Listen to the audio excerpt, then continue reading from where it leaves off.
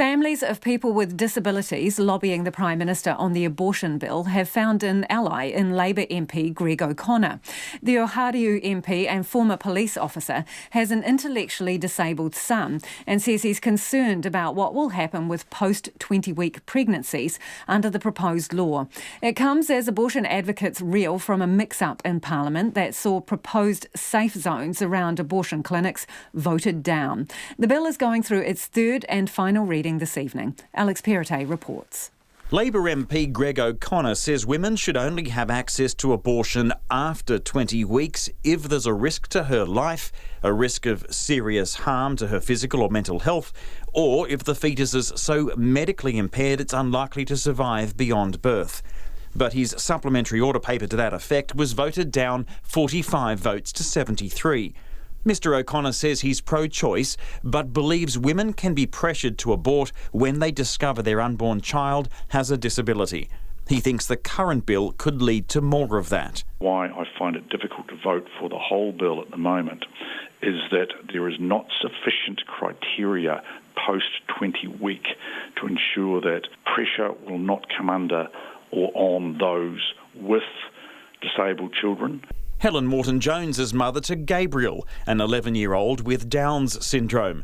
She's part of a new group called Downright Discrimination, concerned there's not enough protections for women faced with a tough decision. It'll happen under coercion of men who don't want to have a child with a disability. It happens all the time.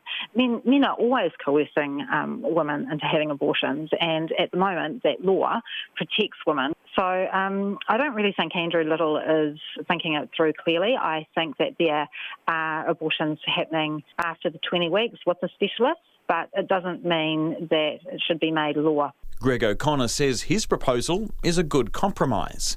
Where we do have sufficient criteria applied to a post-20 week or post-viability particular abortions, which will at least give some comfort to people on both sides of the discussion. The MP in charge of the bill, Andrew Little, told Parliament Greg O'Connor's proposal would return New Zealand to the status quo where women have to lie about their mental health.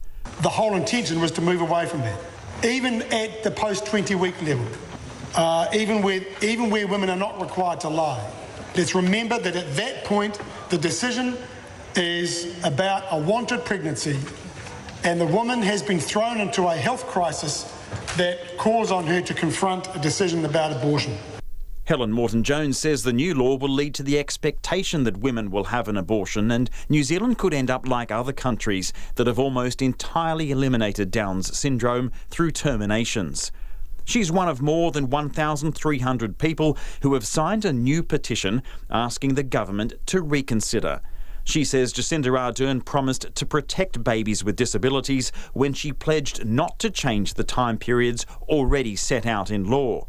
Incredibly disappointed in Jacinda Ardern. She is not, the politician she said she was going to be. She's broken her promises to us. You have to wonder really what her big picture is for New Zealand people with disabilities.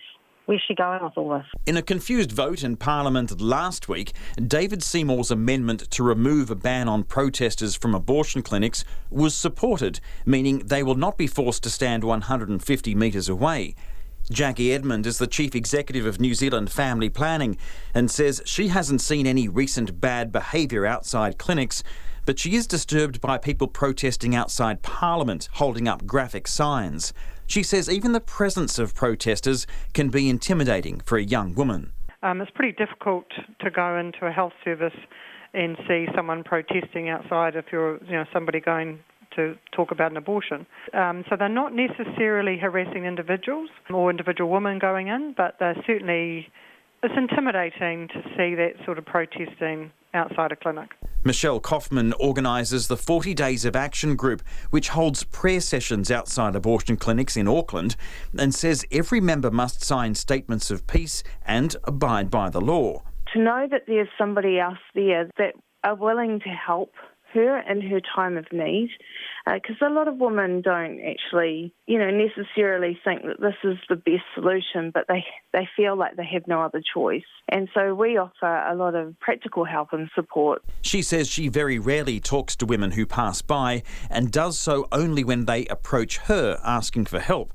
She says she provides yet another safety net for some women who would rather have their baby but haven't yet been given any support to do so.